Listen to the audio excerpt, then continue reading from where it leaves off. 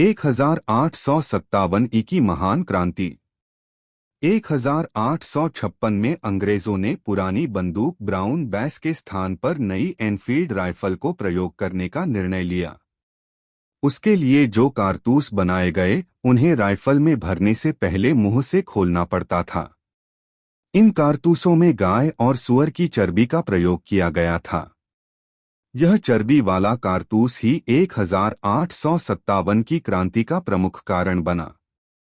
29 मार्च 1857 को मंगल पांडे नामक एक सैनिक ने बैरकपुर में गाय की चर्बी मिले कारतूसों को मुंह से काटने से स्पष्ट मना कर दिया था। फलस्वरूप उसे गिरफ्तार कर 8 अप्रैल 1857 फांसी दे दी गई।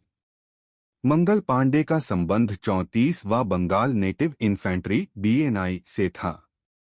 10 मई 1857 के दिन मेरठ की पैदल टुकड़ी 20 NI से 1857 की क्रांति की शुरुआत हुई। 1857 में क्रांति के समय भारत का गवर्नर जनरल लॉर्ड कैनिंग एवं इंग्लैंड के प्रधानमंत्री पाल्मर्स्टन लिबरल थे। नोट: अंग्रेजी भारतीय सेना का निर्माण 1748 में आरंभ हुआ। उस समय मेजर स्ट्रेजर लॉरेंस को अंग्रेजी भारतीय सेना का जनक पुकारा गया। 1857 की क्रांति के असफलता के उपरांत सेना में अंग्रेज सैनिकों और पदाधिकारियों की संख्या में वृद्धि की गई। बंगाल की सेना में भारतीयों और अंग्रेज सैनिकों का अनुपात 2:1 का रखा गया। बंबई और मद्रास की सेनाओं में यह अनुपात 5:2 का रखा गया। 1857 के मामले की जांच हेतु पील कमीशन को नियुक्त किया गया था।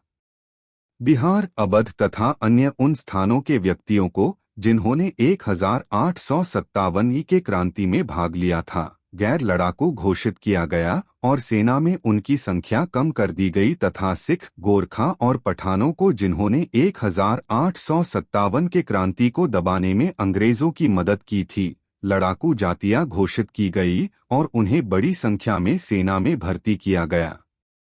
नोट: भारतीय को सेना में ऊंचे से ऊंचा प्राप्त होने वाला पद सूबेदार का था। यूरोज ने लक्ष्मीबाई की वीरता से प्रभावित होकर कहा था कि क्रांतिकारियों में वह एक अकेली मर्द थी। भारत का स्वतंत्रता संघर्ष महत्वपूर्ण तथ्य। पहला अंग्रेज विरोधी संघर्ष सन्यासियों के द्वारा शुरू किया गया। सन्यासी विद्रोह का उल्लेख बंकिम चंद्र चटर्जी के उपन्यास आनंदमठ में किया गया है। 1887 के बाद ब्रिटिश सरकार का रुख कांग्रेस के प्रति कठोर होता चला गया। 1887 में दादा भाई नौरोजी ने इंग्लैंड में भारतीय सुधार समिति की स्थापना की। कांग्रेस पर कुछ विशेष टिप्पणियां। दफरिन: कांग्रेस केवल सूक्ष्मदर्शी अल्पसंख्या का प्रतिनिधित्व करती है। करजन: कांग्रेस अपने पतन की ओर लड़खड़ाती हुई जा रही है। अरविंद घोष: कांग्रेस क्षयरोग से मरने ही वाली है।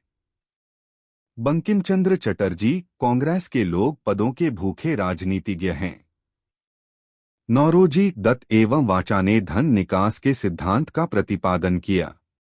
दादा भाई नौरोजी ने धन का पलायन सिद्धांत का वर्णन अपनी पुस्तक poverty and un-British rule in India में किया है।